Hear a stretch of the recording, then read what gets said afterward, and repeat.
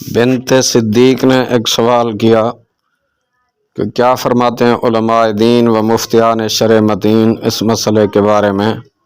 کہ آج کل ایسی مہندی مارکیٹ میں بیچی جا رہی ہے جسے ہاتھ پر لگانے سے ہاتھ پر ایسی ہی ایک باریک جرم یا تہ چڑھ جاتی ہے جیسے نیل پالش لگانے سے چڑھتی ہے۔ ایسی مہندی لگی ہوئی ہونے کی صورت میں وضو اور غسل ہو جائے گا یا نہیں؟ نیز نیل پالش لگی ہو تو وضو اور غسل ہو جائے گا یا نہیں؟ نیز ایسے میک اپ کے چہرے یا بدن پر ہونے سے وضو غسل ہو جائے گا یا نہیں، جو اسٹیکر کی صورت میں ہوتا ہے اور اسے باقاعدہ چہرے پہ چپکایا جاتا ہے اور وہ اسٹیکر پانی کے جلد تک پہنچنے سے مانع ہوتے ہیں۔ محترمہ، سوال مذکورہ میں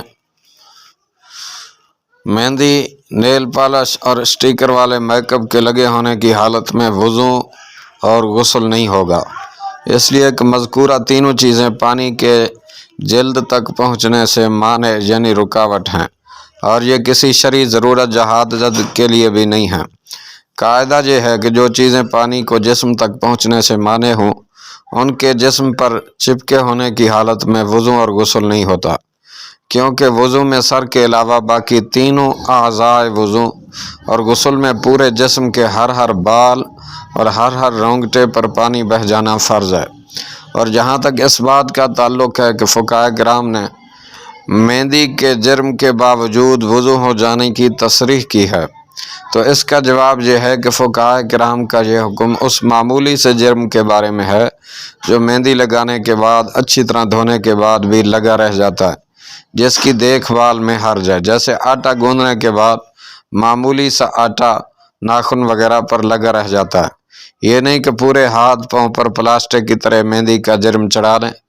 بازوؤں پر بھی ایسی ہی مہندی کا اچھا خاصا حصہ چڑھا لیں، پورا چہرہ اسٹیکر والے میک اپ سے چھپا لیں اور پھر بھی وضو اور غسل ہوتا رہے، ایسی اجازت ہرگز کسی فقیہ نے نہیں دی۔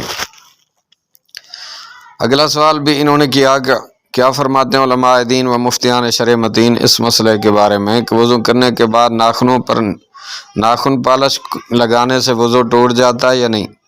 نمبر 2، اصلی سونے کا زیور ہونے کے باوجود آرٹیفیشل جیولری پہن کر عورت اگر نماز پڑھے تو نماز ہو جاتی ہے یا نہیں؟ محترمہ، ناخن پالش لگانے سے وضو نہیں ٹوٹتا، البتہ اگر ناخن پالش لگی ہو اور پھر وضو کیا جائے تو وضو نہیں ہوگا، کیونکہ ناخن پالش پانی کو ناخن تک پہنچنے سے مانع ہے، رکاوٹ ہے۔ نمبر 2، آرٹیفیشل زیور پہن کر عورت نماز پڑھے تو اس کی نماز ہو جائے گی اگرچہ اس کے پاس اصلی زیور موجود ہو،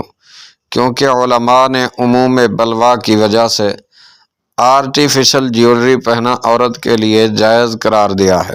تو جس زیور کا پہننا اس کے لیے جائز ہے اس کو پہن کر نماز پڑھنا بھی جائز ہے۔ محمد نے سوال کیا کہ کیا فرماتے ہیں علماء دین و مفتیان شرع متین اس مسئلے کے بارے میں کہ وضو میں عورتیں سر کا مسح کس طرح کریں گی؟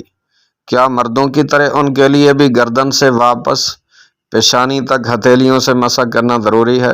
کیونکہ بال بڑے ہونے کی وجہ سے اس میں مشکل پیش آتی ہے۔ اگر نہیں کریں گی تو کیا وضو ہو جائے گا؟ برائے کرم رہنمائی فرمائیں۔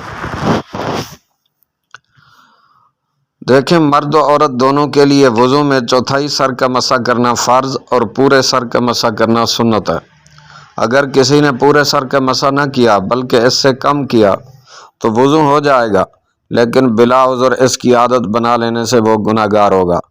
کیونکہ پورے سر کا مسح کرنا سنت مؤکدہ ہے، اور کتب فقہ میں پورے سر کا مسح کرنے کے 2 طریقے منقول ہیں۔ نمبر 1، دونوں ہاتھوں کے انگوٹھے اور کلمے کی انگلیاں چھوڑ کر بقیہ 3 انگلیوں کے سرے ملا کر پیشانی پر رکھے،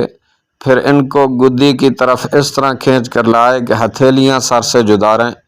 پھر فقط ہتھیلیوں سے سر کی دونوں جانبوں کا مسح کرتا ہوا پیشانی تک لے آئے۔ انگوٹھے اور کلمے کی انگلیوں کے علاوہ دونوں ہاتھوں کی 3 انگلیاں اور ہتھیلیاں پیشانی سے گدی کی طرف اس طرح کھینچ کر لائے کہ پورے سر کا مسح ہو جائے۔ پھر بیان کردہ دونوں طریقوں میں انگوٹھوں کے ساتھ کانوں کے بیرونی حصے اور کلمے کی انگلیوں سے اندرونی حصے کا مسح کرے۔ لہذا اگر عورت سر کے مسح میں دوسرے طریقے کو اپنائے تو مشکل سے بچنے کے ساتھ ساتھ پورے سر کا مسح کرنے والی سنت پر بھی عمل ہو جائے گا۔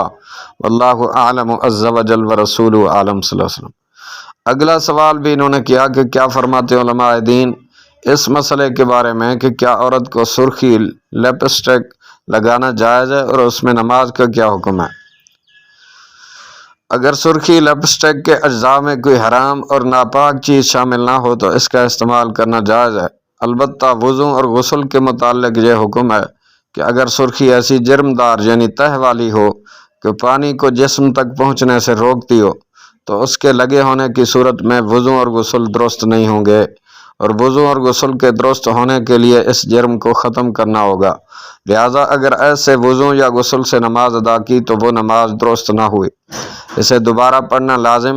اور اگر ایسی جرمدار نہیں ہے تو اس کے لگے ہونے کی صورت میں وضو اور غسل دونوں درست ہو جائیں گے اور ان سے پڑھی ہوئی نماز بھی درست ہوگی، بشرطے کہ اور کوئی مفسد نماز یا مکروہ نماز نہ پایا گیا ہو۔